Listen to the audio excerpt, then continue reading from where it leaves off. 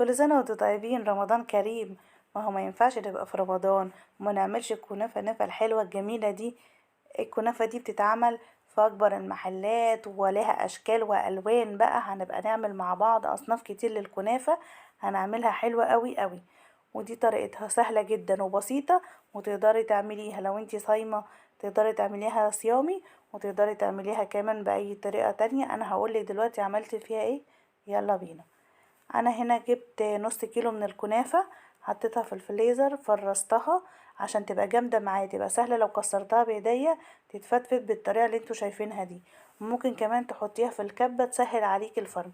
انا هفرمها كده فرم سريعة في الكبة، اللي هو هوريها لكم، هتبقى ناعمة معايا، فتبقى سهلة معايا في التحمير، وما تبقاش حتة كبيرة وناشفة وحتة لأ، كلها زي بعض. بعد ما عملتها كده بالكبة زي ما انتوا شفتوها، خليتها كده ناعمة زي المكرونة الشعرية. وحطيت عليها ربع كوباية من السمنة. لو هتعمليها صيامي تبقى سمنة نباتي، هتعمليها فطاري تبقى سمنة بلدي لو موجودة، تبقى حلوة قوي. هقلبها كويس كده في السمنة، واتأكد ان كلها شاربة من السمنة معايا. بعد كده هفردها في الصينية وهدخلها الفرن، وكل كام دقيقة كده بطلعها اقلبها، وبعد كده ارجع اروح فردها تاني زي ما انا موريالكوا كده، لغاية لما تاخد معايا اللون الذهبي الحلو الجميل ده. انا كنت زي بوريكوا كده، بلمها اقلبها، اجيب اللي تحت فوق وافردها بعد كده لغاية لما طلعت معايا بالشكل الجميل دوت. هسيبها بقى لما تبرد. وهنا انا جهزت معايا الفراولة، قطعتها مكعبات بالشكل دوت، وجهزت كمان الكريمة، بس عشان وقت الفيديو عملتها لوحدها. هي كوباية من الكريم جانتيه الخام البودر، ومعاها كوباية من المية وربع كوباية من السكر، لو دي صيامي. لو هتعمليها فطاري يبقى بكوباية لبن او حليب. تقدري تعمليها، بيكون قوامها خفيف شوية عن القوام اللي بيبقى للتورت والجاتوهات. وكان عندي مانجا كمان كنت مفرزاها، ببقى مقشراها ومقطعاها بالشكل اللي شايفينه ده، عشان تبقى جاهزة معايا استخدمها على طول. تقدري لو انتي مش عندك مانجا، في اكياس بتبقى مجمدة في السوبر ماركت، تقدري ان انتي تجيبي منها او تلغيها وتعملي باي فاكهة تانية. وجبت بقى الاطباق دي لان انا شفتها في محل حلواني معمولة في الاطباق دي، فجبتهم علشان يعني ايه، اعمل فيها واحسسهم بالاجواء بتاعت ان انا عاملاها لهم بنفس الشكل. ببتدي بقى احطها في الاطباق، تقدري تعمليها في اطباق، في بولات، في كاسات، في اي حاجة تحبيها. بتفرديها كده عبارة عن طبقات.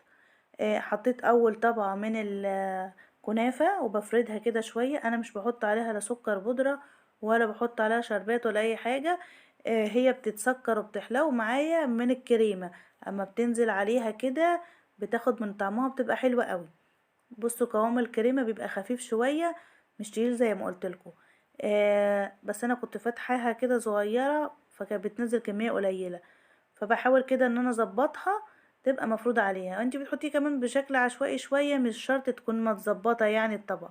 بس هي عموما الطبقة من الكنافة وطبقة من الكريمة زي ما انتوا شايفين كده، هخلصهم كده كلهم طبقة طبقة. ممكن في الوقت ده تحطي شوية كده من الفاكهة لو انتي حابة في النص، او تعملي زي كده طبقة كنافة، طبقة كريمة، طبقة تاني كنافة، طبقة كريمة، يعني طبقتين كريمة وطبقتين كنافة. وبعد كده هبتدي بقى ان انا هحط الفاكهة على الوش. لو انت كمان حابة تشيلي الفاكهة وتحطي اي صوصات بتحبيها، صوص الفراولة، صوص المانجا، تجيبي صوص شوكولاتة، بستاشيو، اي حاجة انت حابة تعمليها تقدري ان انت تعملي برضو بيها وتغيري فيها. الشكل دوت يرجع لك انت على حسب اللي موجود عندك وعلى حسب اللي انت بتحبيه، تقدري تعملي الشكل النهائي بتاعها. انا عملت لها كده شوية من الكنافة بحددها، علشان خاطر احط جواها الفراولة واحط جواها المانجا. برصهم كده بشكل عشوائي، بس احطهم كده مع بعض. آه، انا شفتها في المحلات بتتعمل بنفس الشكل دوت، وما فيهاش حاجة يعني صعبة او افتكاسات ولا حاجة جديدة، وسعرها عالي جدا. النص كيلو عمل لي كمية حلوة، وكمان اوفر بكتير من ان انتي تجيبي طبق واحد بس من بره. احنا هنعمل ان شاء الله مع بعض الايام اللي جاية دي كنافة بكذا طريقة وبكذا شكل، عشان نستمتع بقى بشهر رمضان. كل سنة وانتم طيبين، وبالكنافة الحلوة دي وكمان بالقطايف. انا كنت عاملة القطايف برضو في البيت، عاملة العجينة وعاملاها كلها. هبقى اسيبها لكم في صندوق الوصف، اللينك بتاعها، عشان لو حبيتوا تدخلوه وتشوفوها تاني.